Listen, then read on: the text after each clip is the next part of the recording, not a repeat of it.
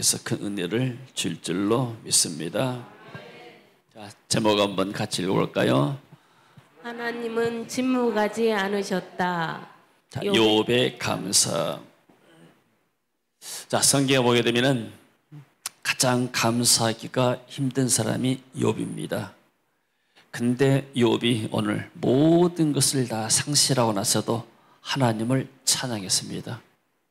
참 놀라운 일이죠. 우리가 살다 보게 되면은 욥과 같은 고난을 당할 때가 있습니다. 그냥 욥처럼 철저하게 이렇게 고난당한 사람은 많지 않지만은 그냥 욥처럼 애매하게 이유도 모르게 고난당하면서 살아간 경우가 많습니다.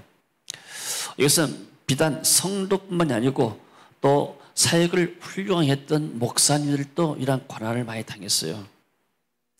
우리가 잘 아는 이동원 목사님이라고 있어요. 이분이 또 설교를 아주 잘하신 분으로 이렇게 이름이 나 있습니다. 그리고 또 이분이 교회를 지구촌 교회를 시작해가지고 큰 교회로 세웠고, 네, 이분이 한번 어려움을 당한 것에 대해서 좀 말씀을 했습니다. 특별히 그의 둘째 아들이 있었어요. 이 아들은 미국에서 고등학교와 대학을 졸업했습니다. 그리고 한동대 로스쿨 나왔어요. 들어갈 때는 간당간당 들어갔는데 나올 때는 로스쿨에 수석하면서 나왔어요. 그리고 로스쿨 회장도 하면서 굉장히 리더십도 있고 유머도 있고 아주 좋은 청년이었습니다. 그리고 미국의 국제 변호사 자격증을 따가지고 미국 가서 개업을 하면서 변호사 활동을 했고, 물론 결혼해서 아이도 있었습니다. 근데 이 이범이라는 아들이 대장암 말기 진단을 받고 4개월간 투병하다가 지금부터 5년 전에 2020년도에 43세의 나이로 하나님의 부르심을 받았어요. 그러니까 이분은 지금 이렇게 은퇴해가지고 언론 목사로 계시는데 그 아들이 벌써 이렇게 이 땅에서 떠났습니다. 그 이동 목사는 유족과 함께 열린 천국 환송 예배 때 아들이 한 말을 기억했습니다. 아빠, 그냥 하루하루 즐기고 감사할 거야 했던 이 아들의 말을 전하면서 감동과 슬픔을 나눴어요. 그리고 이 아들은 끝까지 믿음, 소망, 사랑이라는 단어를 내면서 그는 하루하루 그냥 감사하면서 산다. 그래서 이도 목사는 그 어떤 면에서는 자식이 죽었다는 사실에서 너무나 가슴이 아플 거 아니에요. 근데 더 아프고 고통스러운 사람들을 품어 위로하고 살겠다. 이 고난을 통해서 나는 나보다 더 아픈 사람들이 있을 것이다, 세상에. 그런 사람들을 좀 더 도우면서 남은 삶을 살았다. 이렇게 고백을 했습니다. 그리고 그 아들이 내가 아프지만은 오직 하나님께만 집중할 수 있어서 좋습니다. 이 고백을 통해서 이렇게 이 사람이 또 이분이 은혜를 나눴습니다. 자, 오늘 본문에 보니까 욥도 어떤 면에서는 그 10명의 자녀들이 다 하루아침에 갑자기 죽었어요. 그리고 나중에는 이 몸에 병까지 왔습니다. 우리가 잘 아는 또 하영조 목사님도 유명 분이잖아요. 온누리교회 세워가지고. 이분은 1951년에 평안남도에서 목포로 피난 왔어요. 51년생이죠. 어린 나이에 전쟁의 참혹함과 삶의 불안정을 느끼며 살아났고, 근데 이분은 만성질환과 투병에 시달렸습니다. 그래서 대학 시절 때 결핵을 앓았어요. 그 당시에 결핵은 굉장히 위험한 병이었습니다. 피를 토하고, 그리고 강한 약을 복용하고 고통을 견뎠고, 또 간염, 간경화, 또 간암까지 이어져왔어요. 간암 수술만 해서도 7번 수술을 받고, 그리고 당뇨를 30년 이상 앓았습니다.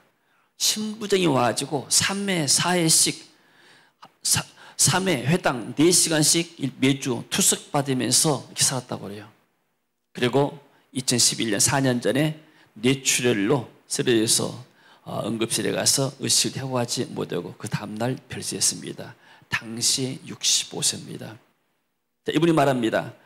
자신의 고통을 자기 자신은 은혜로 받아들였다. 그리고 본인이 갔다가 나는 정말로 움직이는 종합병원이다.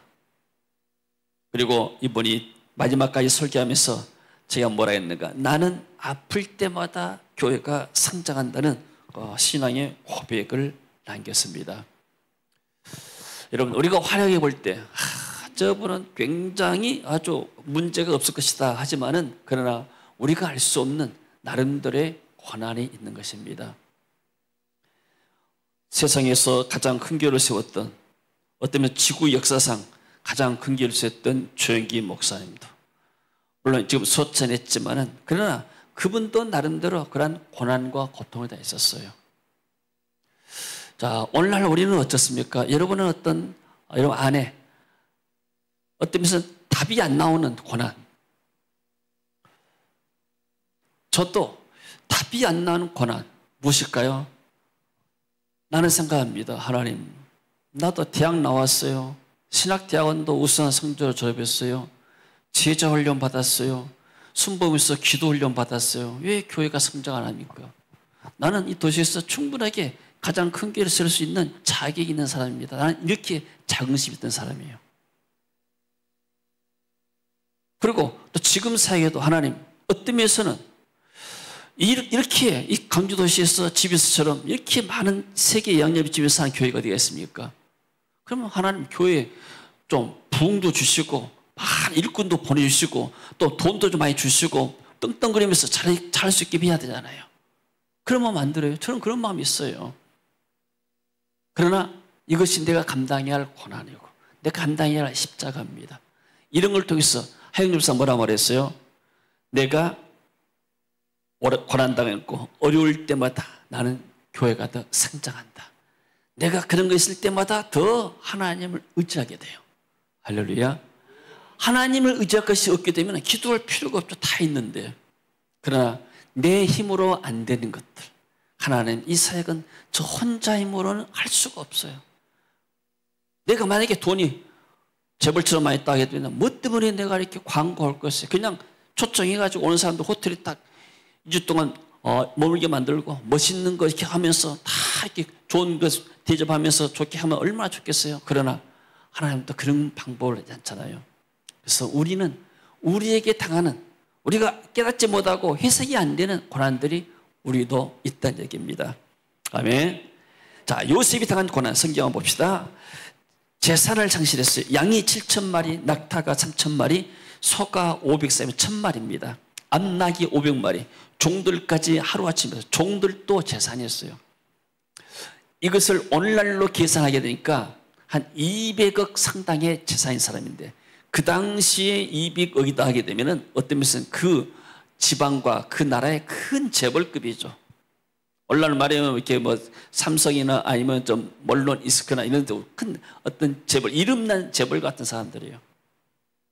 근데 그것을 하루아침에 다 깡그리 사라져버렸어요. 쉽게 말하면 주식을 200억 같이 갖고 있는데 하루아침에 주식이 깡통이었다, 그렇게 생각해보세요. 얼마나 허전하겠어요. 거기다가 사랑하는 아들 하나도 아니고 10명 가운데 있는 하나를 죽인 것이 아니고 7 아들과 3 딸이 하루아침에 죽어버렸어요. 얼마나 절망 가운데 있겠습니까? 황당하죠.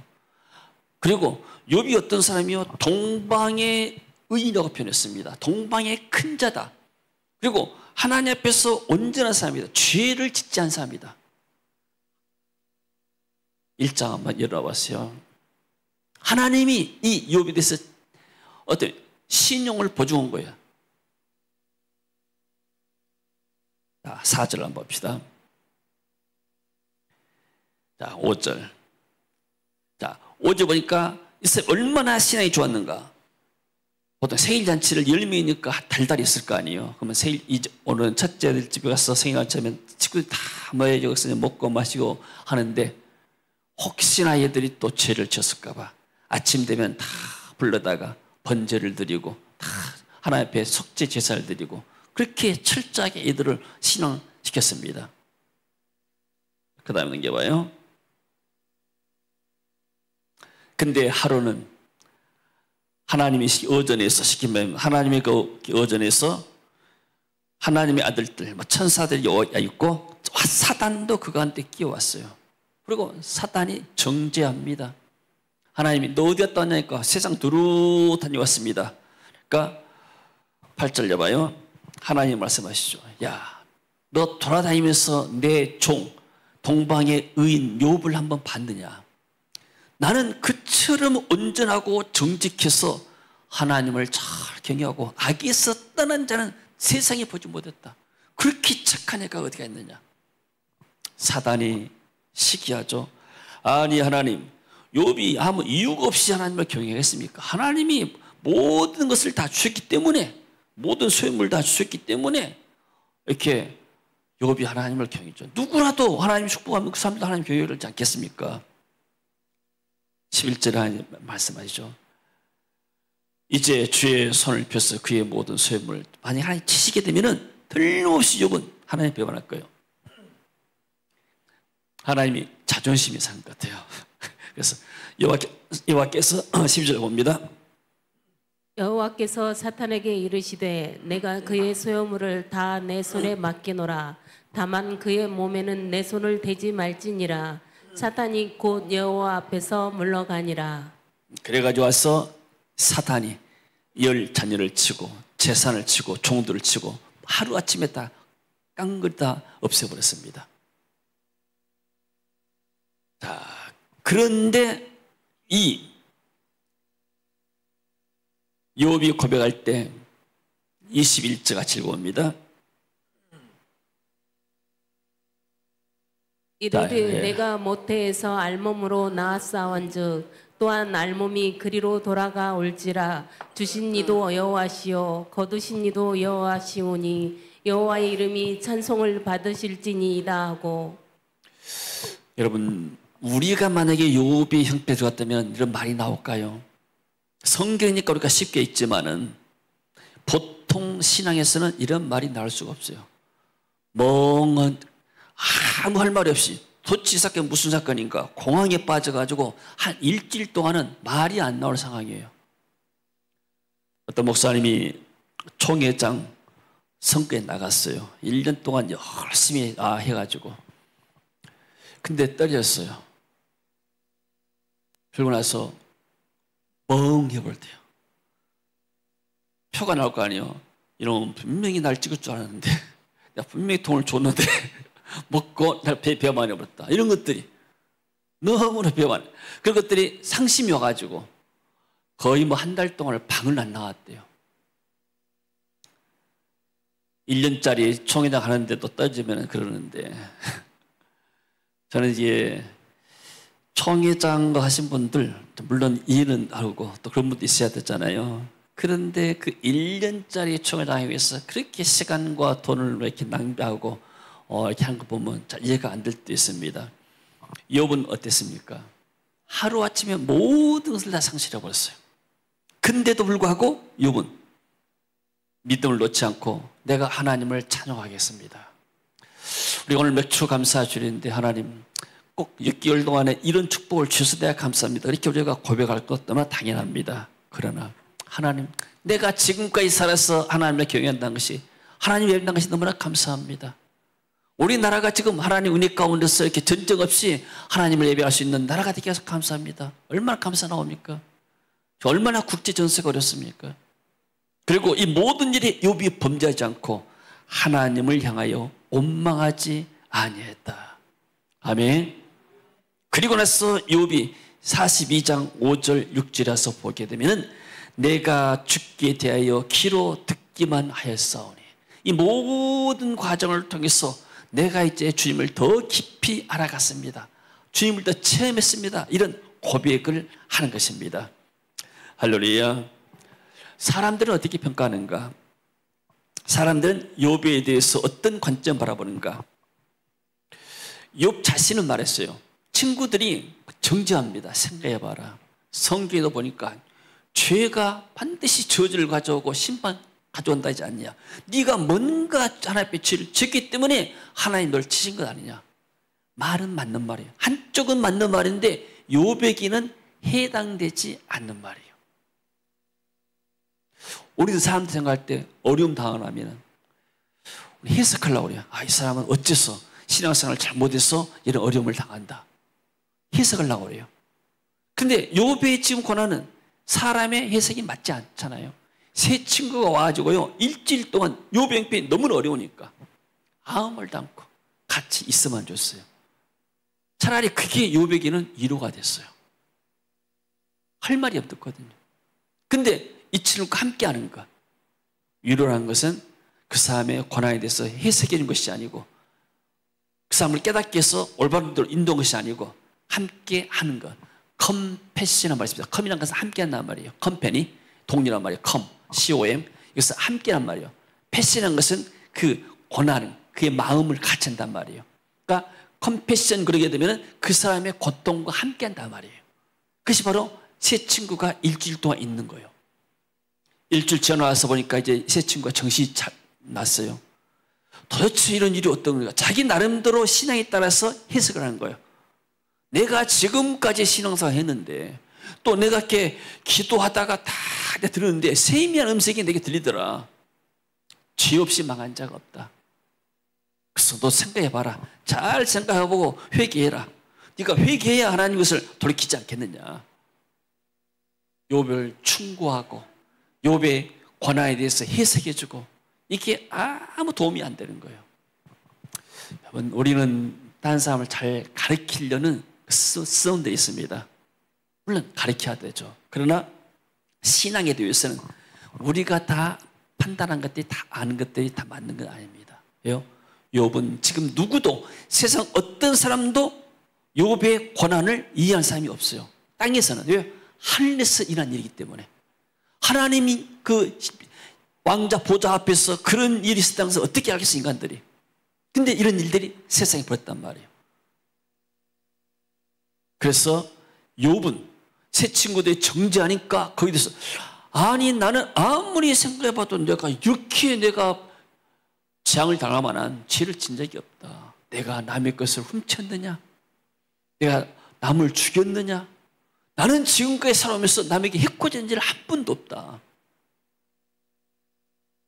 그렇게 변명한 것이 욥기요. 엘리바스라는 사람이 나와서 또 연장자가 나와서 변론하고 그 다음 사람이 나와서 또 변론하고 또 한 사람이 나와서 변론하고 이게 욥기가 쭉 진행돼 갑니다. 그러다 보니까 어떤 결과가 나오는가? 결론이 욥은 잘못을 안 했는데 하나님이 벌을 주었다. 하나님을 불의한 하나님으로 몰아가 본 거예요. 이게 본의 아니게. 나중에 하나님께 나타나서 말씀하시죠.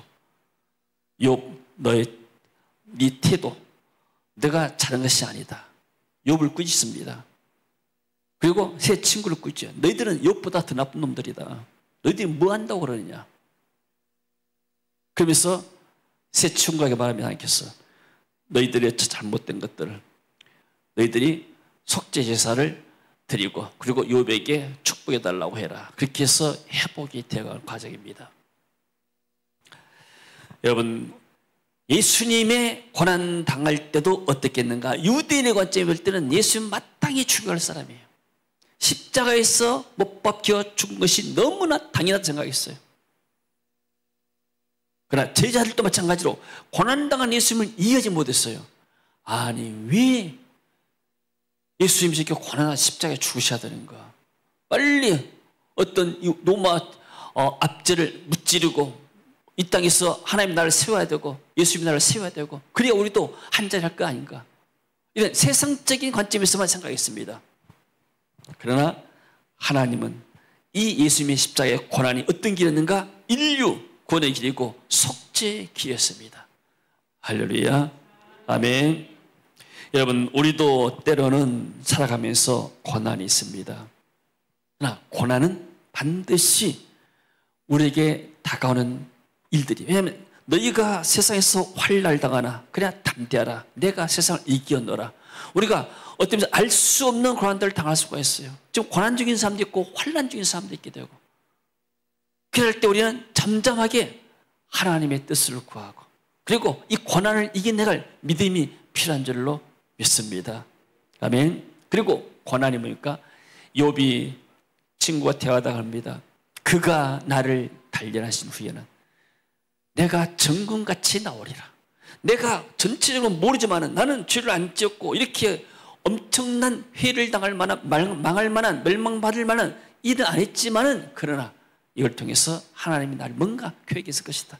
나를 훈련시키고 연단시켜 놓으면 내가 정금같이 신앙이 새로워서 나올 것이다. 이런 자기도 모르는 고백을 했습니다. 여러분, 고난을 통해서 인간이 성숙해진 것입니다. 고난을 통과하지 않게 되면 다른 사람들의 아픔을 알 수가 없는 거예요. 우리가 이렇게 집수를 통해서 제가 사역자들에게 이제 강의를 하고 하지 않습니까? 이런 강의가 내가 경험하지 아니한 것들을 내가 이렇게 말하고 하면, 지식만 말하게 되면 이 사람들이 은혜 받지 못해요. 그러나 내가 목회 생활을 해오면서 받았던 여러 가지 이 간증들, 경험했던 것들을 이분과 같이 나눌 때 그 간증에 이분들이 같이 위로받고 힘을 얻고 다시 한번 일어설 수 있는 용기가 생긴 줄로 믿습니다. 할렐루야. 그래서 고난은 우리에게 어떤 면에서는 더 앞으로 나아갈 수 있는 어떤 문이 될 수 있고, 또 시편 기자도 말했습니다. 고난이 내게 유익이다. 우리가 이제 해외에 사역하게 되면은 필리핀 가더라도 버스를 4시간, 비행기를 4시간, 왕복 기다리는 시간 4시간, 딱 12시간 걸립니다. 그러면 공항에 있는 숙소에 내려가지고 또 사역지에 가는데 보통 뭐 3시간 온다 하게 되면은 16시간 걸리고, 잠자는 시간 가게 되면은 하루 이틀 걸립니다. 제가 컨퍼런스 가게 되면은 어떤 분들은 4시간 걸려서 어떤 분도 있고, 어떤 사람들은 5시간, 6시간 차를 타고 컨퍼런스 참여한 사람들이 있어요. 정말 귀한 분들이죠. 그래서 제가 그럽니다. 오늘 이렇게 컨퍼런스 참여하기 위해서 새벽에 2시에 출발하고 어떤 사람 배 출발해가지고 오늘 여기서 도착한 사람들이 있다. 너무나 감사하다. 근데 나는 이틀 걸려서 여기 왔다 그랬어요. 그리고 주님은 하늘 보좌를 버리고 우리를 구원하시기 위해서 이 땅에 내려오셨다. 주님은 얼마나 더 큰 희생을 치르고 이 땅에 오셨는가. 그것이 바로 하나님의 사랑이 아닌가. 우리가 어떤 면에서는 사랑이 없게 되면, 영혼을 사랑할 수 있는 마음, 하나님을 사랑할 수 있는 마음이 없게 되면 이게 부담이 되고 짐이 되는 거예요. 부모님들이 자녀들을 사랑하잖아요. 그러니까 아이들 먹인 것이 아깝지가 않아. 아이들 먹은 것이 더 흐뭇해. 아이들 학비되고 공부시킨 모든 것들이 그 기쁨이고 즐거움이 돼요. 사랑이기 때문에. 근데 사랑이 없이 그냥 우리가 다른 사람에게 돈을 준다. 줄 이유도 없겠지만 줘도 아까운 거예요, 이게. 왜요? 사랑이 없기 때문에. 왜 하나님께서 예수님 이 땅에 보냈을까요? 우리를 그토록 사랑하셨기 때문에. 우리가 다 깨닫지 못하지만 하나님이 너무나 저희들을 사랑하셔서 독생자 주님을 이 땅에 보내신 줄로 믿습니다. 어제 이렇게 조은호 선교사가 사진 하나 보내왔어요. 그 이름이 에리카인가? 치대 6년 의대 단과대학을 졸업했고, 이제 좀 있으면은 전체 대학 졸업식이 2번 있는 모양이에요. 단과대학 졸업식 있고 전체 종합대학 졸업식 있게 되고. 그래서 이제 6년 동안 우리가 이렇게 2019년도부터 학생을 좀 도왔어요. 그래서 이제 물론 우리가 도운 것 가지고 이 학생이 전부 다 학비하고 생활비 그런 것은 아니에요. 왜냐하면 우리가 알다시피 필리핀도 의대나 치대 가면은 비용이 많이 나고, 또 특별히 필리핀 대학 가게 되면은 의대 같은 데 실습비도 있고 이런 것들이 잡비들이 굉장히 많습니다. 그래서 우리가 이제 일부를 도왔지만, 그러나 우리가 학업 입양해서 하는 것들이 하나의 동기부여가 돼서, 그래서 어떤 후원자는 우리 교육 아니고 딴 데서 어떤 후원자는 학생의 학비를 대는 후원자가 됐어요. 또 목동에 들어갈 때는 또 익명의 후원자들이 도와가지고 이 사람이 이렇게 졸업식을 하게 됐다고. 그래서 사진을 찍어서 보냈습니다. 너무나 훈훈해서 감사하다고. 자, 우리가 주님의 사랑으로 이렇게 좀 황금하면서 한 것들이 이 사람을 키워냈잖아요. 이 사람이 지금 뭐 하냐면 지금 이제 치과 그 사역을 매주 토요일마다 그 사잖아요. 교회에서. 근데 그 지역이 우리가 가봤던 대로 굉장히 가난한 지역이에요. 근데 그 교회가 세워지고 그 주변에 사는 사람들이 전부 다 그냥 시키면 우리가 말하면 온도막 같은 집에서 그렇게 살고 있는 거예요. 이 자매도 바로 교회 앞에 그 앞에 우리 가봤잖아요. 그 온도막 같은 데서 이렇게 살고 있어요. 거기서 이런 인물들이 나온 겁니다. 할렐루야. 여러분, 투자 중에 가장 이익이 남는 투자, 가장 좋은 투자가 무엇입니까? 어떤 비트코인에 해야 될까요? 아니 뭐 좋은 주식이 투자할까요? 내 친구 목사님이 주식을 너무나 잘하는 분이 있어요. 이분 타고난 것 같아요. 혹시 주식 배우자 있으면 내가 소개해 줄게요. 코로나 전에 나한테 찾아와가지고 같이 식사하고 이야기하면서 목사님, 내가 주식을 가르칠 테니까 주식 해보세요. 그러면서 이분이 어떤 사람들이 90%가 망하는 거 다 알아요. 자기는 그렇게 연구해가지고 그래서 내가 가르쳐줄게. 처음부터 가르칠 테니까 따라서 하라는 거예요. 네, 내가 시간이 없다. 내가 지금 그걸 공부해야 되는데 할 시간이 없고서 못 온다고 그러고 말았는데 그래서 몇 목사님들도 공부도 하고 또 자기 교회 성도들에게 제자 훈련반을 세웠어요. 주식 제자 훈련반. 목사가 그렇게 쉽지 않잖아요. 망해불게 되면 완전히 망한 거 아니에요. 그만큼 이분은 확신 가지고 하더라고요. 그래서 나름대로 이제 이 사람은 이렇게 노후가 걱정이 없다고 이렇게 한 것을 들었습니다. 저는 생각할 때 주식에서 투자도 있지만 또 리스크도 있지만은 가장 큰 투자는 하나님 나라에 투자하고 하나님 나라 가운데도 우리가 사람에게 투자한 것이 영원히 남는 거예요. 할렐루야. 우리 GBS가 사람에 투자하잖아요. 지금 한국 선교사님들이 회에 나가서 많은 빌딩을 지었어요. 예배당도 짓고 신학교도 건물도 짓고. 돌아다니다 보게 되면은 또 우리나라뿐만 아니고 다른 나라에서 와서도 신학교 건물도 짓고 예배당 건물도 짓고. 근데 비어 있는 데도 있어요.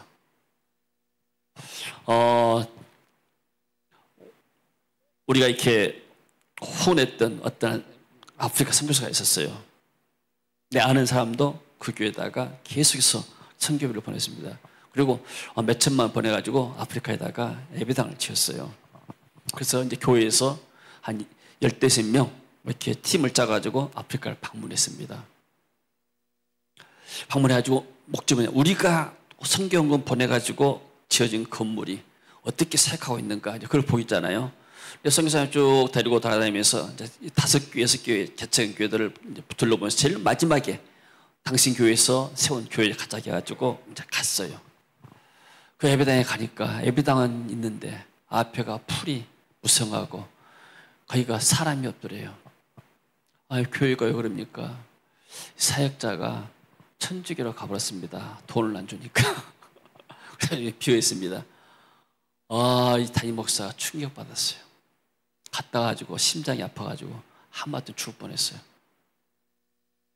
자기들의 기에 열과 성을 다해서 다 보내고 그렇게 건물을 지었고 기대감에 우리가 세운 교회 예배당이 어떻게 지금 발전되어 있고 얼마나 많은 사람들이 보았는 건데 가서 보니까 그게 폐허가 되어 있는 거예요. 폐허가. 그래도 이 목사님은 또 계속 후원하시더라고요. 여러분, 우리가 그렇게 투자한 것은 뭐예요? 남는 게 없어요. 그렇잖아요. 성경은 투자했어요. 하나님 나라에다가. 투자했는데 어디다 투자했는가? 건물에다 투자했어요. 근데 열매가 하나도 없는 거예요. 우리는 사람을 변화시키는, 이게 투자가 되면, 사람이 변화가 되면 예배당을 수십 개도 지을 수가 있게 되고, 수많은 영혼들을 구해낼 수가 있는 거예요. 할렐루야. 그래서 우리는 복음을 위해서, 하나님께서 우리의 비전을 위해서 우리가 우리에도 당하는 고난들이 있습니다. 하나님, 다가오는 10월과 11월은 두 차례인데 우리가 한 번도 경험하지 못한 두 차례입니다. 하나님, 도대체 이를 어떻게 이기겠습니까? 내 계산으로는 답이 안 나오기 때문에 계속 기도할 수밖에 없는 거예요. 기대가 돼요. 하나님이 어떻게 이 일을 해결하실 것인가. 그리고 나서 끝나서 우리는 어떻게 하나님께 감사와 영광을 돌릴 것인가. 할렐루야. 저는 왜 확신이 있냐면은 내가 그것을 경험을 했기 때문에 그래요. 누차하지만은 일기 때 처음 할 때 한 60명 목사님들, 사모님들 이렇게 모아서 훈련시키고 그러는데 한 주가 지나니까 그때는 16일 동안 한 주 지나고 금요일 밤 되니까 스텝이 와가지고 말합니다. 목사님 이번 주 다 등록비 들어온 거 다 계산하고 나면은 다음 주에 이 수련원에 지불할 돈이 없어요. 얼마나 걱정이 됐어요.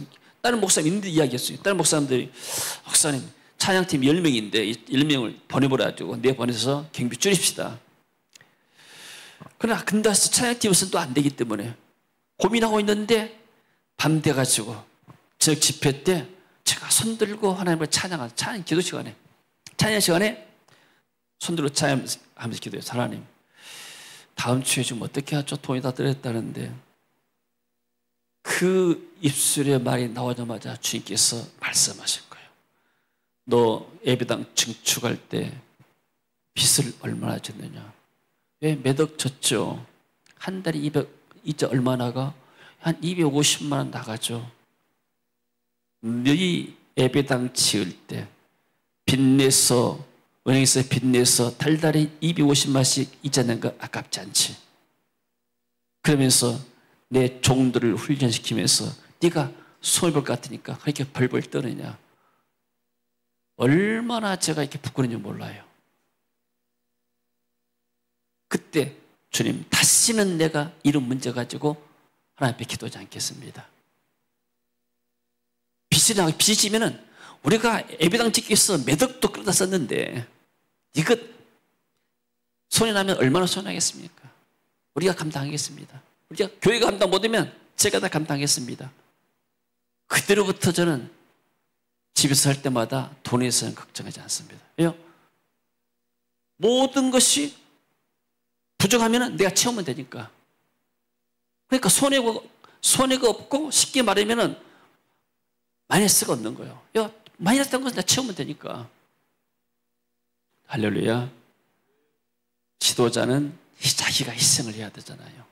그런 각오 없이 어떻게 우리가 해나가겠습니까? 모든 책임은 집에서 하다가 모든 것이 부도나게 되면 누가 책임져요? 내가 책임지는 거예요. 집에서 우리 교회 회계는 달라요. 그렇잖아요. 우리 교회에서는 달달이 30만 원씩만 집에서 후원하고 다른 거 없어요. 그리고 여러분들이 헌금해서 집에서 헌금해서 우리가 같이 하게 되고 그래서 이것이 우리에게 기도 제목이 되고 고난이 되지만은 이것이 거룩한 시가 돼서 영혼들을 살리고 일꾼을 세우는 줄로 믿습니다. 할렐루야. 그리고 또 우리가 알 수 없는 우리가 당한 고난들이 있습니다. 해석이 안 되는 것들이 있어요. 우리가 사람들에게 해석한다. 나는 이렇게 열심히 했는데 왜 내 이 문제는 풀지 않습니까? 이런 해석이 안 되는 것들 우리가 쉽게 딴 사람들을 판단할 수가 없는 거예요. 왜요? 우리는 하나님의 뜻을 다 모르고 하늘에서 좀 어떤 역사들이 일어나서 땅에 이루 성취된지 모르잖아요. 그래서 우리는 겸손하게 하나님 우리가 내 자신 문제도 기도하고 사람들 문제 쓰며 놓고 기도할 수밖에 없어요. 기도할 때 하나님의 역사할 때 요처럼 하나님 말씀이 임하는 거예요. 하나님은 모든 과정을 다 지켜보셨어요. 과연 욥이 나를 그래도 경외하는가? 그러다가 하나님이 나중에 욥의 믿음을 보시고 그리고 나서 욥을 갑절로 축복했습니다. 다시 10 자녀를 줬어요. 그 딸들이 그 세상에서 가장 아름다운 딸들이라고 그랬습니다. 미스 유니버스가 세상에 닮은 거예요. 진선미가. 할렐루야. 아멘. 여러분 우리가 하나님 앞에서 어려움 당할 때도 결국은 뭐냐면 믿음을 견지하고 사람들은 우리의 현장을 보고 판단하지만은 그러나 하나님은 우리의 마음의 중심을 본 줄로 믿습니다. 네가 잘 될 때는 누구나 다 하나님 찬양하잖아요. 네가 어려움 당할 때도 힘들 때도 나를 의지하느냐, 나를 바라보느냐. 내가 그가 나를 발견할 수 있는 내가 정금같이 나오자. 이것이 우리의 신앙이 될 줄로 믿습니다. 할렐루야. 자, 그래서 우리가 나라를 위해서도 기도해야 할 것입니다. 나라에서 이렇게 빚진 사람들 좀 빚도 갚아준다 하는데 또 좋은 점도 있고 또 이렇게 어두운 면도 있게 되는데 주님께서는 우리의 모든 죄의 빚을 다 탕감해 주셨습니다. 아멘. 나라에서 우리를 빚을 다 탕감해 주는 것은 나라가 부자에서 흑자가 나가주겠으면 좋겠는데 다 세금 거사하기 때문에 우리가 내야 되기 때문에 좋은 점도 있고 또 우리가 감당해야 할 또 고난도 있습니다. 그런 것들도 우리가 다 믿음으로 다 이렇게 받아들였으면 좋겠습니다. 자, 한번 기도합니다. 주님 은혜를 감사드립니다. 우리가 세상 일을 다 알 수가 없고 우리에게 당하는 여러 가지 또 고난들이 있지만은 이런 것들이 해석이 안 될 때가 있습니다. 주님, 그래도 우리가 주님을 신뢰하고 지금까지 인도하신 주님을 찬양하고 주님을 사랑합니다. 우리 남은 삶을 오직 주님을 사랑하고 또 사랑의 복음을 증거한 일에 우리가 헌신하기를 원합니다. 세운길을 축복하시고 지배수를 축복하시고 성도들을 축복하여 주옵소서. 고난 속에서도 더 성장하여 하나님을 기쁘시게 하는 모든 신앙인들이 될 수 있도록 주님 은혜를 주옵소서. 예수님 이름으로 기도합니다. 아멘.